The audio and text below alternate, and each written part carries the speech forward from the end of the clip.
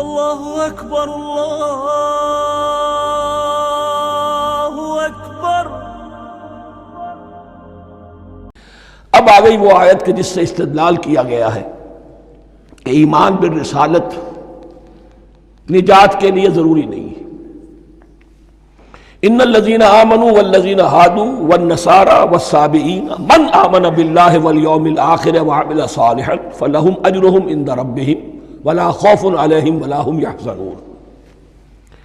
یقیناً جو لوگ ایمان لائے، اور اس سے مراد ہے جو ایمان لائے حضور پر، محمد پر صلی اللہ علیہ وسلم، والذین ہادوا، اور جو یہودی ہو گئے، والنصارى، اور نصرانی، والصابئین، اور صابی وہ لوگ تھے عراق کے علاقے میں رہتے تھے جو کہتے تھے کہ ہم دین ابراہیمی پر ہیں، لیکن ان کے ہاں بھی بہت کچھ بگڑ گیا تھا، جیسے حضرت ابراہیم کی نسل، حضرت اسماعیل کی نسل بگڑ گئی تھی، تو اس طرح وہ بھی بگڑ گئے تھے۔ ستارہ پرستی زیادہ تر ان کے ہاں تھی۔ من آمن باللہ والیوم الآخر، جو کوئی بھی ایمان لایا اللہ پر اور یوم آخر پر، وعمل صالحا، اور اس نے عمل کیے اچھے، فلہم اجرہم عند ربہم، تو ان کے لیے محفوظ ہے ان کا اجر ان کے رب کے پاس، ولا خوف علیہم ولا ہم یحزنون، اور نہ ان پر کوئی خوف ہوگا اور نہ وہ کسی حزن سے دوچار ہوں گے۔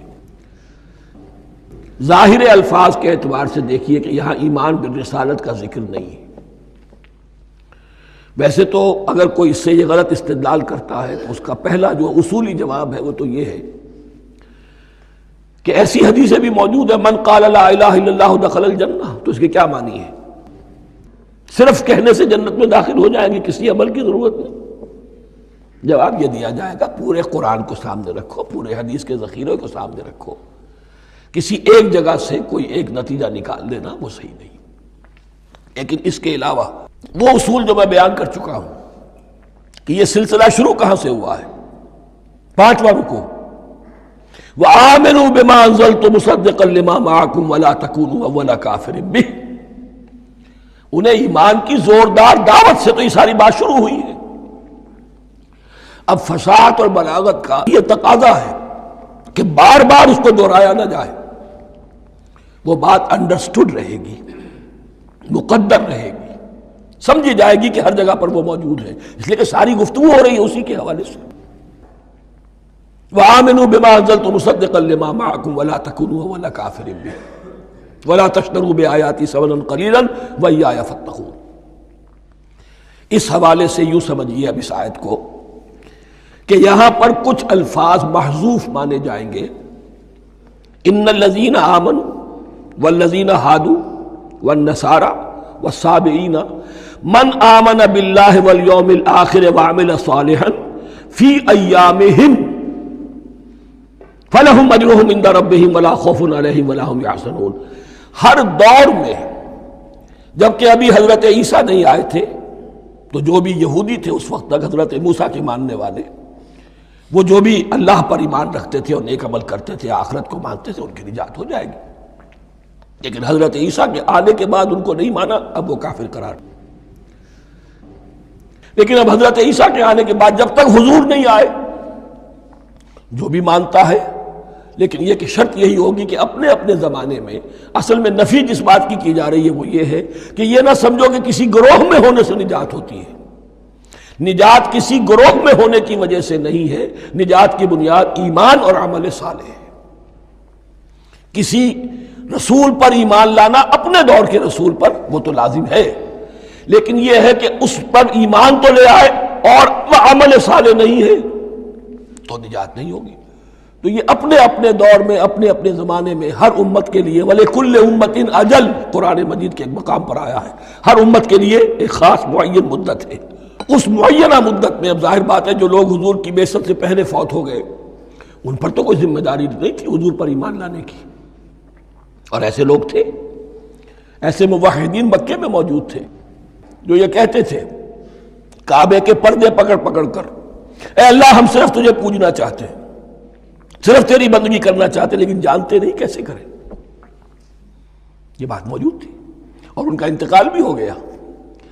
یہ زید، سعید ابن زید، سعید جو حضرت عمر کے بہنوئی تھے اور وہ عشرہ مبشرہ میں سے ہیں، ان کی اہلیہ حضرت فاطمہ بنت خطاب ان دونوں کے ایمان کو اللہ نے ذریعہ بنایا حضرت عمر کے ایمان کا. اور یہ والد تھے سعید کے زید، وہ یہ کہتے ہوئے دنیا سے چلے گئے حضور کی ابھی بعثت ہی نہیں ہوئی تھی. اے اللہ میں صرف تیری بندگی کرنا چاہتا ہوں، کیسے کروں یہ نہیں جانتا. اسی کو ذہن میں رکھیے، اہدنا الصراط المستقیم جو میں نے کہا تھا، ایک سلیم الفطرت انسان، سلیم العقل انسان توحید تک پہنچ جاتا ہے، آخرت کو پہچان لیتا ہے. لیکن اب کیا کروں؟ اس شریعت کے لیے، ان احکام کے لیے وہ دستے سوال دراز کرنے پر مجبور ہے. الحمدللہ رب العالمین الرحمن الرحیم مالک یوم الدین ایاک نعبد و ایاک نستعین اہدنا الصراط المستقیم. اسی صراط المستقیم کی دعا کا یہ جواب اب آئے گا، شروع ہوگا سورہ بقرہ سے. یہ کرو، یہ نہ کرو، یہ فرض ہے، یہ تم پر لازم کیا گیا، یہ چیز حرام کی گئی، وغیرہ وغیرہ. ان الذين آمنوا والذين هادوا والنصارى والصابئين من آمن بالله واليوم الآخر وعمل صالحا. اور محذوف الفاظ فی ازمنتہم، اپنے اپنے زمانے میں، یا فی ایامہم، فلہم اجرہم عند ربہم ولا خوف علیہم ولا هم یحزنون. قولوا آمنا باللہ. اب یہاں مسلمانوں کو حکم دیا جا رہا ہے. دیکھو تم ان کے جو کچھ وہ کہتے ہیں اس کے جواب میں تم یہ کہو، قولوا کہو آمنا باللہ، ہم ایمان رکھتے ہیں اللہ پر، وما انزل الینا، اور جو کچھ نازل کیا گیا ہماری جانب، وما انزل الی ابراہیم و اسماعیل و اسحاق و یعقوب، اور جو کچھ نازل کیا گیا ابراہیم اور اسماعیل اور اسحاق اور یعقوب کی طرف، والاسباط، اور ان کی اولاد کی طرف، وما اوتی موسیٰ و عیسیٰ، اور جو کچھ دیا گیا موسیٰ کو اور عیسیٰ کو، وما اوتی النبیون من ربہم، اور جو کچھ دیا گیا تمام نبیوں کو ان کے رب کی طرف سے. لا نفرق بین احد منہم، ہم ان میں سے کسی کے مابین تفریق نہیں کرتے، ہم سب کو مانتے ہیں. دیکھیے ایک ہے تفضیل، کسی کو ایک کو زیادہ افضل سمجھنا دوسرے سے، یہ اور بات ہے. وہ تو سورہ آل عمران میں آئے گا، تلک الرسل فضلنا بعضهم علی بعض. تفریق یہ کہ ایک کو مانے ایک کو نہ مانے. ان رسولوں میں سے ایک کا انکار سب کا انکار. لا نفرق بین احد منہم ونحن له مسلمون، اور ہم نے تو اسی کی فرما برداری کا قلادہ اپنی گردن میں ڈال دیا ہے. لیس البر ان تولوا وجوہکم قبل المشرق والمغرب. نیکی یہی نہیں ہے کہ تم اپنے چہرے مشرق اور مغرب کی طرف پھیر دو. یہ نہیں کہا یہ نیکی نہیں ہے، نیکی یہی نہیں ہے، یہ بھی نیکی ہے. جو ظاہر ہوگا نیکی کا وہ بھی نیکی ہے، لیکن اصل شے اس کا باطن ہے. باطن صحیح ہے، نیک ہے، تو حقیقت میں نیکی نیک ہے، ورنہ نہیں. ولیکن البر، بلکہ نیکی تو اس کی ہے. اب یہاں سے شروع ہوا جو نیکی کی جڑ ہے، بنیاد ہے. من آمن باللہ والیوم الآخر والملائکۃ والکتاب والنبیین. سب سے پہلے ایمان، تاکہ تصحیح نیت ہو جائے. یہ جو ایمان لائے اللہ پر، یعنی جو نیکی کر رہا ہے صرف اللہ سے اجر کا طالب ہے. والیوم الآخر، اور قیامت کے دن پر کہ اس کا کوئی اجر دنیا میں نہیں، صرف آخرت میں مطلوب ہے. ورنہ آدمی سوداگری کرے، دکانداری کرے، کپڑا بیچے، کچھ اور بیچے، دین تو نہ بیچے. دین کا کام کر رہا ہے تو اس کے لیے سوائے اخروی نجات کے اور سوائے اللہ کی رضا کے کوئی اور شے مقصود نہ ہو.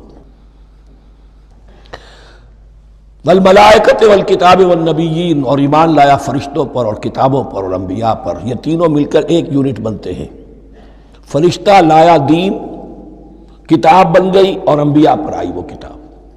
ایمان بالرسالت کا تعلق نیکی کے ساتھ یہ ہے کہ نیکی کا ایک مجسمہ تمہارے سامنے رہے، آئیڈیل، اسوہ. ایسا نہ ہو کہ اونچ نیچ ہو جائے. نیکیوں میں بھی ایسا ہوتا ہے، کوئی جذبات میں ایک طرف کو نکل گیا، کچھ جذبات میں ایک طرف کو نکل گیا. اس گمراہی سے بچنے کی ایک ہی شکل ہے کہ ایک مجسمہ مکمل، ایک اسوہ کاملہ سامنے ہو جس میں معتدل ہو تمام چیزیں. اور وہ ہمارے لیے اسوہ کاملہ محمد الرسول اللہ کی شخصیت ہے. نیکی کے ظاہر کے لیے ہم انہیں معیار سمجھیں گے. جو شے جتنی ان کی سیرت میں ہے اس سے زیادہ نہ ہو، اس سے کم نہ ہو. کوشش یہ ہو، آئیڈیل یہ ہو کہ بالکل انسان حضور صلی اللہ علیہ وسلم کے اسوہ کاملہ کی پیروی کرے. ولیکن البر من آمن باللہ والیوم الآخر والملائکۃ والکتاب والنبیین وآتی المال علی حبہ ذوی القربى والیتامى والمساکین وابن السبیل. اور دیا اس نے مال یا دے وہ مال اس کی محبت کے علی الرغم، علی حب ہی اللہ کی طرف نہیں ہے، علی حب المال، علی الرغم مال محبوب ہے پھر بھی وہ خرچ کر رہا ہے ذوی القربہ قرابت داروں پر، والیتامى یتیموں پر، والمساکین محتاجوں پر، وابن السبیل مسافر پر، والسائلین اور مانگنے والوں پر، وفی الرقاب اور لوگوں کی گردنیں چھڑانے میں۔ گویا کہ نیکی کے مظہر میں اولین مظہر یہ ہے انسانی ہمدردی، اگر یہ نہیں ہے تو نیکی نہیں ہے۔ عبادات کے انبار لگے ہوں اور دل میں شقاوت ہو، انسان کو حاجت میں دیکھ کر دل نہ پسیجے، کسی کو تکلیف میں دیکھ کر تجوری کی طرف ہاتھ نہ بڑھے حالانکہ تجوری میں مال موجود ہو، تو وہ دین کی روح سے بالکل خالی ہے۔ یہ آپ سورہ آل عمران میں پڑھیں گے، لن تنالوا البر حتى تنفقوا مما تحبون، تم نیکی کے مقام کو پہنچ ہی نہیں سکتے جب تک کہ خرچ نہ کرو اس میں سے جو تمہیں پسند ہے۔ جس سے طبیعت گھبرا گئی، اکتا گئی، کپڑے میں جو بوسیدہ ہو گئے وہ دے دیے، حاتم طائی کی قبر کو لات مار دی، وہ نہیں، جو شے پسند ہے اگر اس میں سے نہیں دیتے تو نیکی کو پہنچ بھی نہیں سکتے، تمہیں ہوا بھی نہیں لگے گی۔ وَأَقَامَ الصَّلَاةَ وَآتَى الزَّكَاةَ، دیکھیے نماز اور زکوٰۃ اب آ رہے ہیں، یہ ہے حکمت دین کہ ایک ہے روح دین، وہ ہے ایمان، اور جو اس کے مظاہر ہے مظہر اول انسانی ہمدردی، نمبر دوم ہے پھر نماز اور زکوٰۃ، اور یہاں زکوٰۃ کو علیحدہ ذکر کیا ہے، اور اس آیت کا حضور نے حوالہ دیا، ان فی المال لحق سوى الزکاۃ۔ دیکھو کچھ لوگوں نے سمجھا بس ہم نے زکوٰۃ نکال دی تو حق ادا ہو گیا پورا، بڑی بے وقوفی ہے۔ مال میں حق ہے زکوٰۃ کے سوا بھی، اور اب آپ نے یہ آیت پڑھی، دیکھو اس آیت میں کیا ہے، زکوٰۃ کا تذکرہ بعد میں ہو رہا ہے، وَآتَى الْمَالَ عَلَىٰ حُبِّهِ ذَوِي الْقُرْبَىٰ وَالْيَتَامَىٰ وَالْمَسَاكِينَ وَابْنَ السَّبِيلِ وَالسَّائِلِينَ وَفِي الرِّقَابِ وَأَقَامَ الصَّلَاةَ وَآتَى الزَّكَاةَ۔ اس کی کیا حکمت ہے کہ ایمان کو تر و تازہ رکھنے کے لیے نماز ہے، اقم الصلاۃ لذکری، اور انسانی ہمدردی میں مال خرچ کرنے کے جذبے کو پروان چڑھانے کے لیے برقرار رکھنے کے لیے زکوٰۃ ہے۔ اتنا تو دو نا کم سے کم، بوتل کا منہ تو کھلے، کارک تو نکلے اس کا، اگر بوتل کا کارک نکل جائے گا تو شاید اس میں سے کچھ شربت اور بھی نکل آئے، تو زکوٰۃ ہے تو کارک کے مانند 2.5% ہے، کیا ہے، لیکن یہ کہ اس سے پھر کچھ اور بھی نکلے گا۔ جو زکوٰۃ بھی نہیں دیتا اس نے کیا کرنا۔ وَالْمُوفُونَ بِعَهْدِهِمْ إِذَا عَاهَدُوا، اور وہ کہ جو اپنے عہد کو پورا کرنے والے ہیں جب کوئی عہد کر لیں۔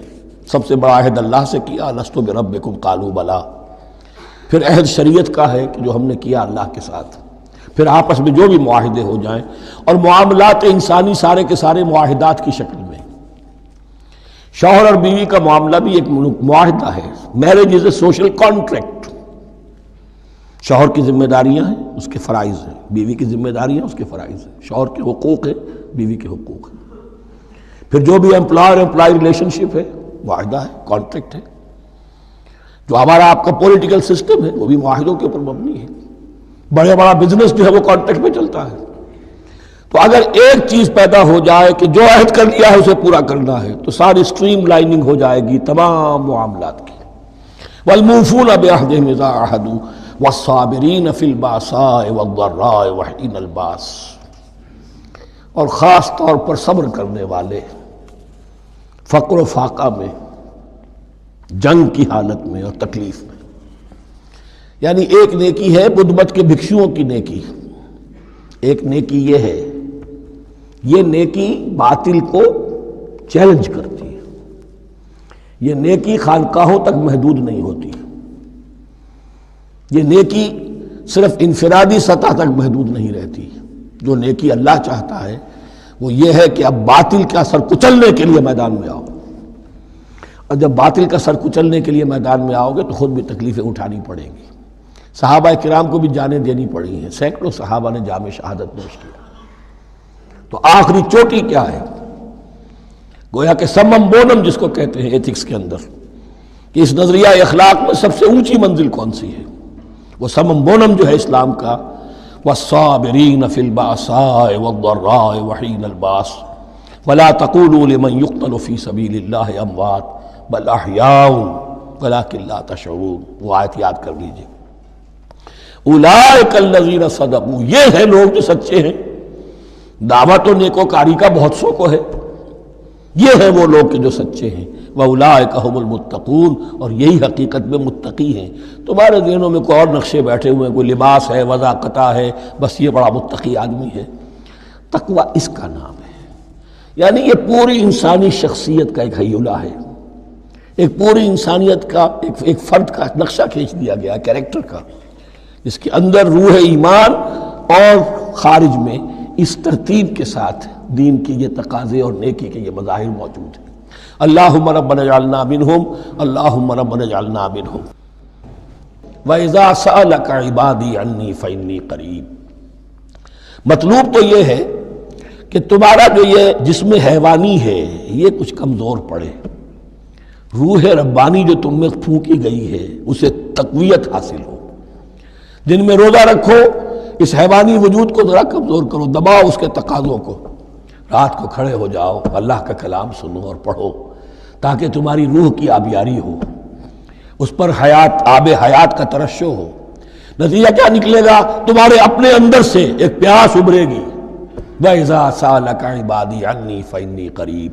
تقرب الی اللہ کا جذبہ پیدا ہوگا. تو اے نبی، جب میرے بندے، ایسے بندے آپ سے میرے بارے میں سوال کریں، ان کو بتا دیجئے میں قریب ہوں، دور نہیں ہوں. یہ حقوق انسانی کا میرے نزدیک دنیا میں سب سے بڑا میگنا کارٹا ہے. اللہ اور بندے کے درمیان کوئی فصل نہیں ہے. فصل اگر ہے تو تمہاری اپنی خباثت ہے. اگر تمہاری نیت میں فساد ہے، حرام خوری تو کرنی ہی کرنی ہے، تو اب کس منہ سے اللہ سے دعا کرو گے؟ پھر جاؤ گے کسی پیر کے پاس، آپ دعا کر دیجئے. یہ نذرانہ حاضر ہے. یہ طریقہ کیا ہے؟ انسان کا نفس حائل ہے اور کوئی نہیں. ورنہ ہم تو مائل بے کرم ہیں، کوئی سائل ہی نہیں. راہ دکھنا ہے کسی رہنوی منزل ہی نہیں. کوئی پوپ نہیں، کوئی پنڈت نہیں، کوئی پادری نہیں، کوئی پیر نہیں، کوئی نہیں.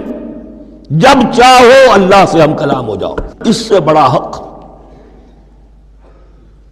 کیوں خالق و مخلوق میں حائل رہے پردے؟ پیران کلیسا کو کلیسا سے اٹھا دو. میرا ہر بندہ جب چاہے جہاں چاہے مجھ سے ہم کلام ہو جائے. ہاں شرط ہے اس کی، وہ شرط آگے آ رہی ہے. اجیب دعوت الداعی اذا دعان. میں تو ہر پکارنے والے کی پکار سنتا ہوں، اور سنتا نہیں، جواب دیتا ہوں. اور صرف جواب نہیں دیتا، قبول کرتا ہوں. اجابت میں یہ تینوں چیزیں موجود ہیں. اور اذا دعان، جہاں مجھے پکارے جب پکارے، there and then میں موجود ہوں. لیکن شرط کیا ہے؟ فَلْيَسْتَجِيبُوا لِي. انہیں بھی تو میرا کہنا ماننا چاہیے. یہ یک طرفہ بات نہیں ہوگی. فَاذْكُرُونِي أَذْكُرْكُمْ. تم مجھے یاد رکھو گے تو میں تمہیں یاد رکھوں گا. یہ دو طرفہ معاملہ ہے. تم شکر کرو گے، میں تمہاری قدردانی کروں گا. تم میری طرف چل کر آؤ گے، میں بھاگ کر آؤں گا. تم بارش برآؤ گے، میں ہاتھ بڑھاؤں گا. لیکن تم رخ موڑ لو گے، ہم بھی رخ موڑ لیں گے. ہماری تو غرض نہیں ہے، غرض ہے تو تمہاری. تم رجوع کرو گے، ہم بھی رجوع کر لیں گے. تم توبہ کرو گے، ہم اپنی نظر کرم پھر تمہاری طرف متوجہ کر دیں گے. لیکن ہر چیز ان تنصر اللہ ینصرکم. اللہ کی مدد کرو گے تو اللہ تمہاری مدد کرے گا. تمہاری دوستیاں ہو، پینگے بڑھا رہے ہو اللہ کے دشمنوں کے ساتھ، ساز باز ہو اللہ کے دشمنوں کے ساتھ، اور کھڑے ہو جاؤ قنوت نازلہ میں اللہ سے مدد مانگنے کے لیے، تم سے بڑا بے وقوف کون ہوگا؟ پہلے اللہ کی طرف رخ تو کرو، اللہ سے اپنا معاملہ درست کرو. ہاں اس میں کوئی یہ شرط نہیں ہے کہ پہلے ولی کامل اس وقت توبہ کرو خلوص نیت سے اور سارے پردے ہٹ جائیں گے. لیکن خلوص نیت کے ساتھ توبہ. وَإِذَا سَأَلَكَ عِبَادِي عَنِّي فَإِنِّي قَرِيبٌ أُجِيبُ دَعْوَةَ الدَّاعِ إِذَا دَعَانِ فَلْيَسْتَجِيبُوا لِي وَلْيُؤْمِنُوا بِي لَعَلَّهُمْ يَرْشُدُونَ. وَالْمُطَلَّقَاتُ يَتَرَبَّصْنَ بِأَنفُسِهِنَّ ثَلَاثَةَ قُرُوءٍ. اور جنہیں طلاق دے دی جائے ان پر لازم ہے کہ وہ اپنے جیوں کو روکے رکھیں 3 حیض تک. یہ عدت ہے. طلاق کے بعد 3 مہینے کی عدت ہے.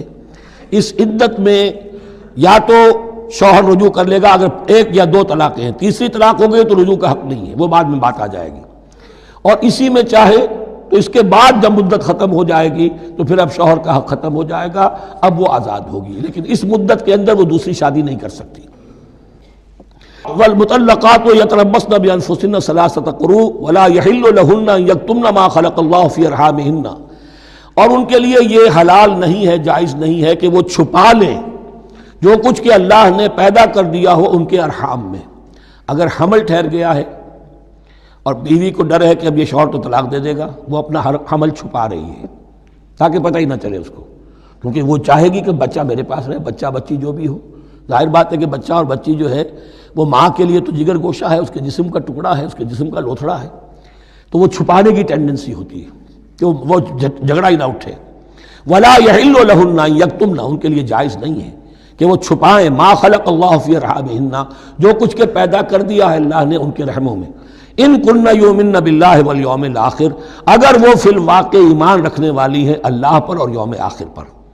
وبعولتهن احق بردہن فی ذلک ان ارادوا اصلاحا، اور یہ جو عدت کی مدت ہے اس میں ان کے شوہروں کو حق حاصل ہے، زیادہ حقدار ہیں کہ انہیں لوٹا لیں، اسے رجعت کہتے ہیں، رجوع کیا جا سکتا ہے عدت کے اندر لیکن تیسری طلاق کے بعد نہیں۔ پہلی طلاق، دوسری طلاق، اس کے بعد دونوں میں جو عدت ہوگی اس میں رجوع کر سکتا ہے شوہر، اس کا اختیار ہے، بیوی کو نہ کہنے کا اختیار نہیں ہے کہ اب تم طلاق دے چکے ہو، اب میں تمہاری بات ماننے کو تیار نہیں ہوں، اس کا اسے حق نہیں ہے۔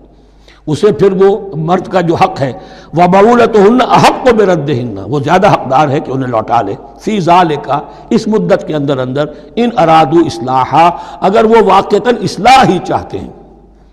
وَلَهُنَّ مِثْلُ الَّذِي عَلَيْهِنَّ بِالْمَعْرُوفِ، اور ان کے لیے حقوق ہیں جو کہ مناسبت سے ہیں ان کی ذمہ داریوں کے۔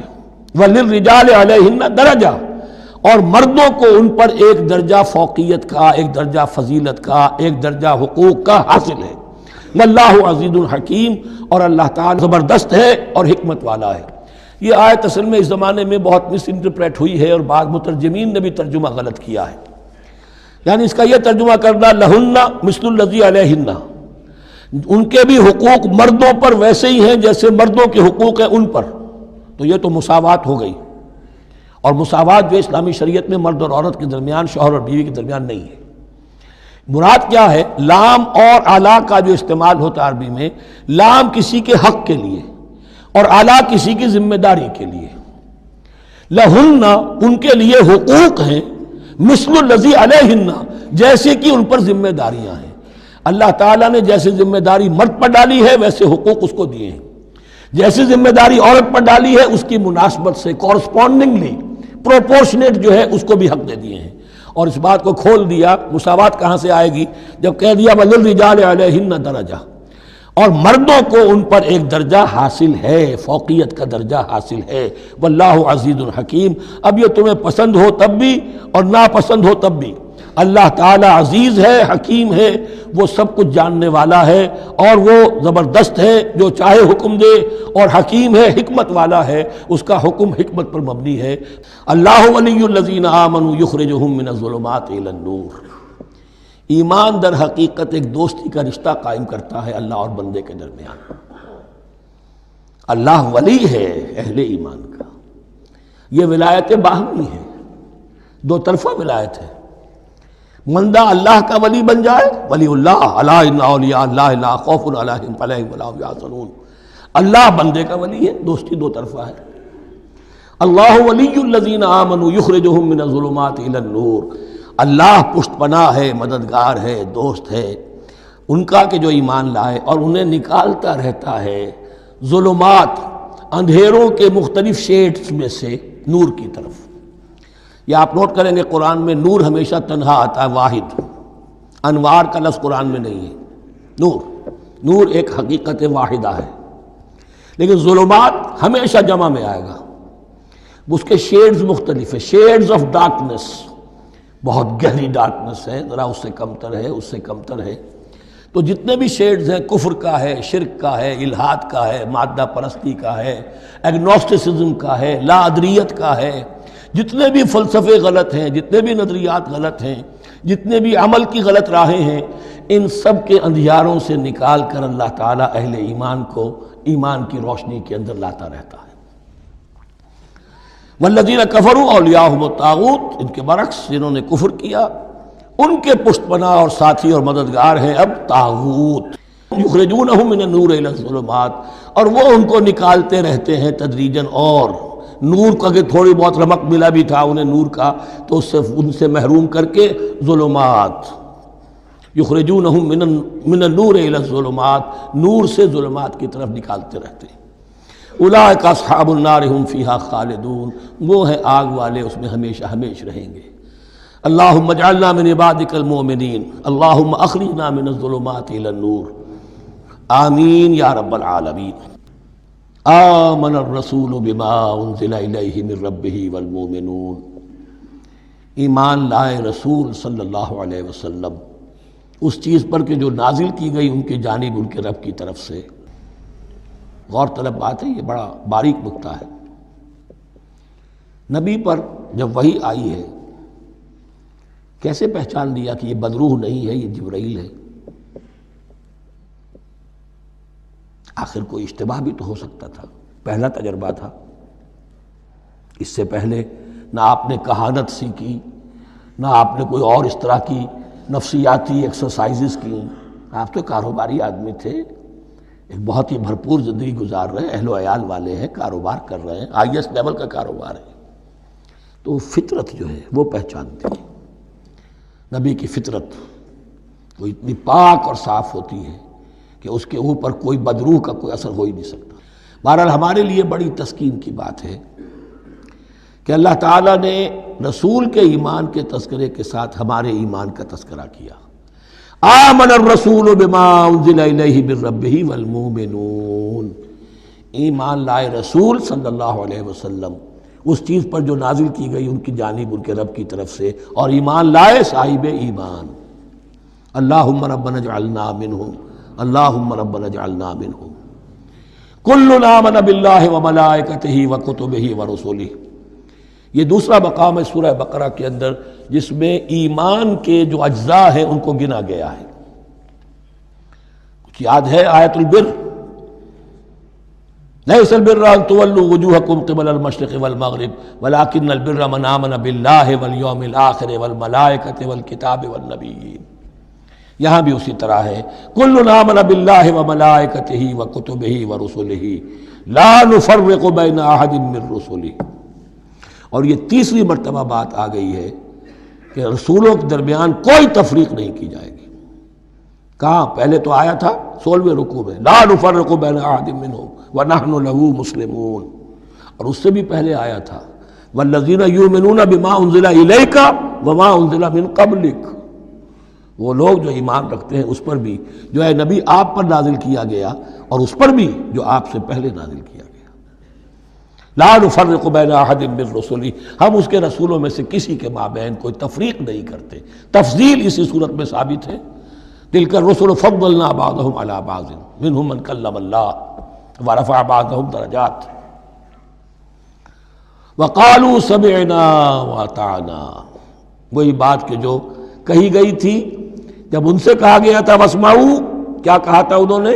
سمعنا وعصینا، سمعنا واطعنا، وہ کہتے ہیں ہم نے سنا اور مانا۔ غفرانک ربنا، ہماری درخواست ہے پروردگار، تیری بخشش مانگتے ہیں۔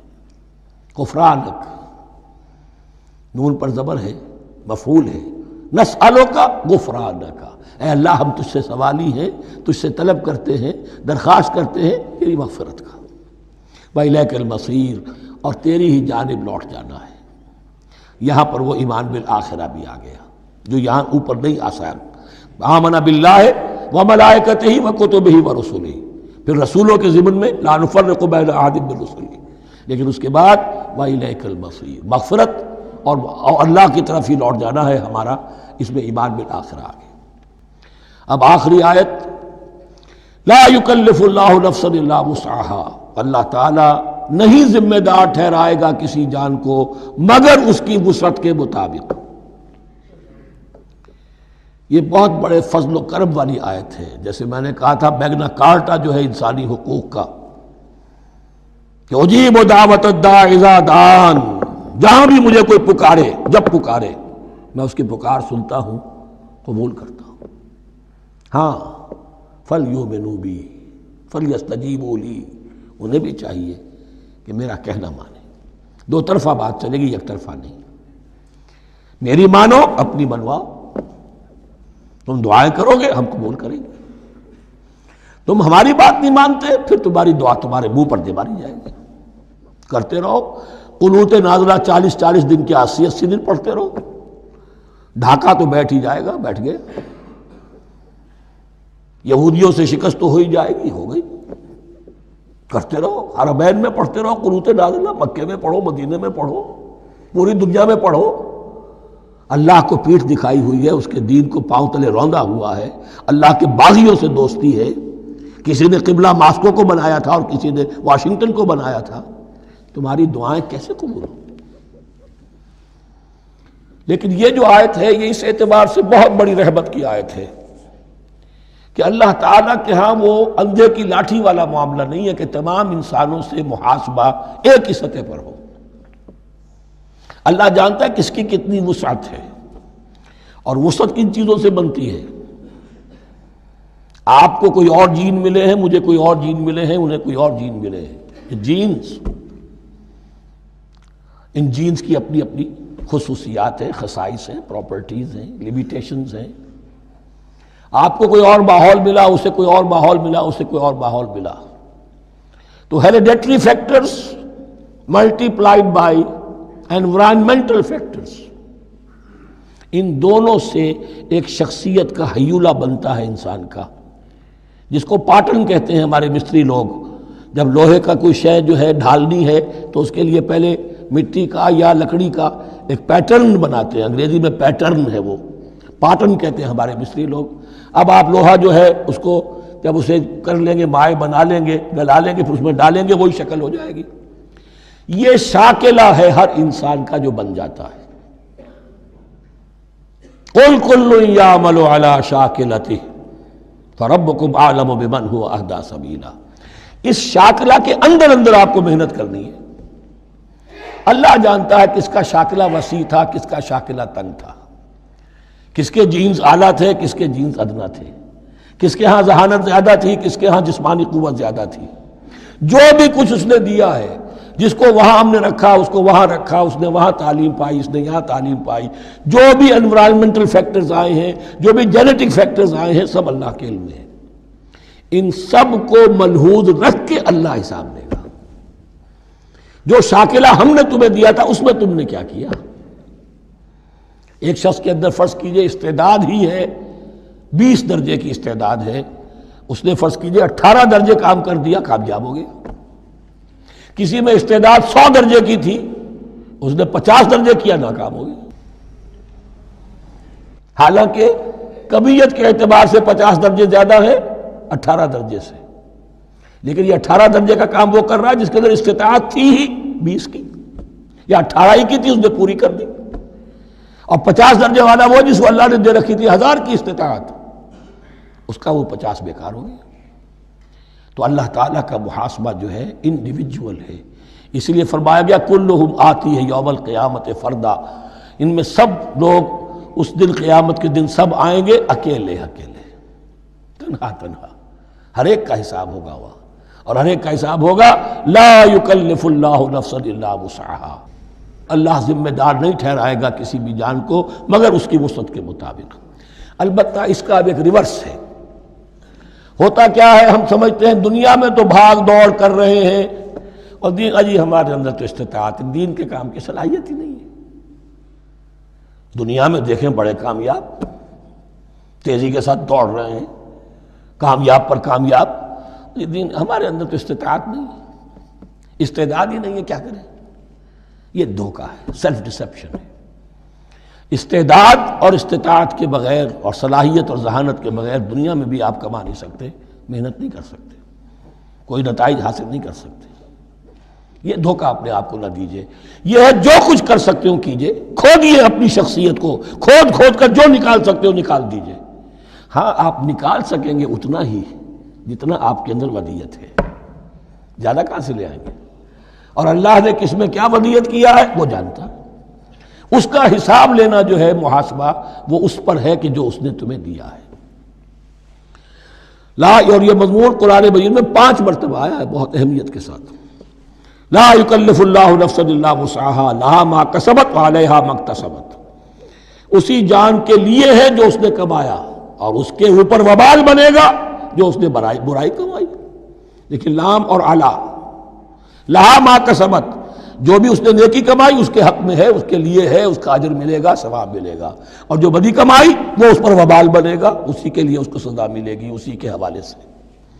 اب وہ آخری دعا آ گئی، جامع ترین اور عظیم ترین دعا ہے قرآن مجید کی۔ ربنا لا تؤاخذنا ان نسینا او اخطانا۔ اہل ایمان کے راستے پر، عمل صالح کے راستے پر مقدور بھر، امکان بھر اپنی شخصیت کے کونوں کھدروں میں سے بھی نکال کر، اپنی ریزیڈول انرجیز کو بھی نکال کر اللہ کی راہ میں لگا دیں، لیکن اس کے بعد بھی کوئی غرہ نہ ہو، کوئی غرور نہ ہو، کوئی اپنی محنت پر، اپنی نیکی پر، اپنی کمائی پر، اپنے کارناموں پر کہیں انسان دھوکہ نہ کھا جائے۔ کیفیت کیا رہنی چاہیے؟ وہ یہ ہے تواضع، عجز، انکساری۔ ربنا لا تؤاخذنا ان نسینا او اخطانا۔ اے رب ہم سے مواخذہ نہ کیجو اگر ہم بھول جائیں یا ہم سے خطا ہو جائے۔ نسیان بھی ہے، الانسان مرکب من الخطاء والنسیان، انسان کے اندر یہ دونوں چیزیں، خطا اور نسیان، یہ تو بندھی ہوئی ہیں۔ خطا یہ ہے کہ آپ نے اپنی امکانی حد تک تو نشانہ ٹھیک لگایا تھا، نشانہ خطا ہو گیا، ٹھیک ہے، کوئی بات نہیں، آپ کی نیت صحیح تھی۔ ایک اجتہاد کرنے والا اجتہاد کر رہا ہے، امکانی حد تک اس نے کوشش کی ہے کہ صحیح رائے تک پہنچے، لیکن خطا ہو گئی، اللہ معاف کرے گا۔ اس نے اپنی امکانی کوشش کی تھی، لہذا اسے ثواب ملے گا۔ مجتہد مخطی بھی ہو تو ثواب ملے گا، مجتہد مصیب ہے، صحیح رائے پر پہنچ گیا ہے تو دوہرا ثواب ملے گا، لیکن مجتہد مخطی ہے تب بھی ثواب ملے گا۔ تو بھول چوک پر، یہ بھول چوک، خطا جو ہے، چوک صحیح ہے بالکل لفظ اس کے لیے، چوک جانا، نشانہ چوک گیا۔ تو اے پروردگار، جو بھی ہم سے سرزد ہو جائے، غلطی ہو جائے، بھول کی وجہ سے یا خطا کی وجہ سے، اس پر معاوضہ نہ کیجو۔ ربنا ولا تحمل علینا اصرا کما حملتہ علی الذین من قبلنا، اور اے رب ہمارے، ہم پر وہ بوجھ نہ ڈالیو جس سے ہم لے کر چل نہ سکیں۔ دیکھیے، ایک حمل ہوتا ہے جس سے حمال کا لفظ بنا ہے، جس کو لے کر انسان چلتا ہے۔ حمال اس بوری کو یا بوجھ کو اٹھا کر چل رہا ہے، جو آپ کی طاقت میں ہے اور جس سے لے کر آپ چل سکیں، وہ ہے حمل۔ اور جو ہو آپ کو بٹھا دے، اسر اس کو کہتے ہیں۔ یہ لفظ سورہ اعراف میں پھر آئے گا، یضع عنہم اسرہم والاغلال التی کانت علیہم۔ حضور کی شان یہ بھی تھی کہ انہوں نے لوگوں کے بوجھ جو ان کی طاقت سے بڑھ کر تھے ان کے کندھوں سے اتار دیے۔ ربنا ولا تحمل علینا اصرا کما حملتہ علی الذین من قبلنا، اے اللہ تو نے بڑے بڑے بھاری بوجھ ہم سے پہلے لوگوں پر ڈالے۔ شریعت بھی پہلے بھاری تھی، بہت سے معاملات ہم نے دیکھ لیے، روزہ ہمارے لیے کتنا آسان کر دیا گیا، رات کو نکال دیا روزے سے، کہہ دیا خاص طور پہ کھاؤ پیو ضرور، سحری ضرور کرو، تسحروا فإن فی السحور برکہ، کتنی آسانی ہے۔ رات میں تعلق زن و شو کی اجازت ہے، وہاں ان کے روزے میں چپ بھی تھا، چپ بھی رہو، نہ کھاؤ نہ پیو، نہ تعلق زن و شو، نہ گفتگو، تو آسانی کی ہے۔ ان کے ہاں یوم سبت کا حکم تھا اتنا سخت، کوئی کام نہیں کرو گے۔ ہمارے ہاں وہ تھوڑے سے وقت کے لیے، اذا نودی للصلاۃ من یوم الجمعۃ فاسعوا الی ذکر اللہ وذروا البیع، اذان سے لے کر اور نماز کے ادا ہو جانے تک ہر کاروبار دنیاوی حرام ہے، لیکن اس سے پہلے اس کے بعد آپ کر سکتے ہیں، تو آسانی ہے۔ ربنا ولا تحمل علینا اصرا کما حملتہ علی الذین من قبلنا ربنا ولا تحملنا ما لا طاقۃ لنا بہ، اور اے رب ہمارے، ہم پر وہ بوجھ نہ ہم پر عائد کی جو ہم پر ڈالیو جس کی کہ ہمارے اندر طاقت نہ ہو۔ واعف عنا، ہم سے درگزر فرماتا رہے، ہمیں معاف کرتا رہے، واغفر لنا، اور ہمیں بخشتا رہے۔ مغفرت کا لفظ جو ہے اس کو سمجھ لیجئے ڈھانپنا، مغفر کہتے ہیں خود کو، جو ہیلمٹ پیٹا ہوتا ہے تاکہ گولی جو ہے وہ سر پہ لگے تو یہ آپ کو بچا لے۔ مغفر خود پہنتے تھے تلوار کے وار سے سر کو بچانے کے لیے، سر کو ڈھانپا ہوا مغفر سے۔ تو گناہ کو اللہ تعالیٰ اپنی رحمت سے ڈھانپ دے، واغفر لنا، ہماری خطاؤں کی پردہ پوشی فرما دے، ورحمنا، اور ہم پر رحم فرما، انت مولانا، تو ہمارا مولا ہے، والی ہے، ہمارا پشت پناہ ہے، مددگار ہے۔ اللہ ولی الذین آمنوا یخرجہم من الظلمات الی النور فانصرنا علی القوم الکافرین، بس ہماری مدد فرما کافروں کے مقابلے میں۔ انہی الفاظ پر وہ دعا ختم ہوئی تھی جو طالوت کے ساتھیوں نے کی تھی علیہ الصلوۃ والسلام۔ اصل میں یہ دعا اب تلقین کی جا رہی ہے، مرحلہ سخت آ رہا ہے، مرحلہ سخت ہے اور جان عزیز، تاب لاتے ہی بنے گی غالب۔ اب وہ مرحلہ آ رہا ہے، اس کے لیے تیار ہو جاؤ۔ یہ سارا حصہ جو ہے در حقیقت یہ تمہید ہے غزوہ بدر کی۔ بارک اللہ لی ولکم فی القرآن العظیم ونفعنی وإیاکم بالآیات والذکر الحکیم۔ سبحان اللہ عدد ما خلق فی الارض، سبحان اللہ عدد ما بین ذلك،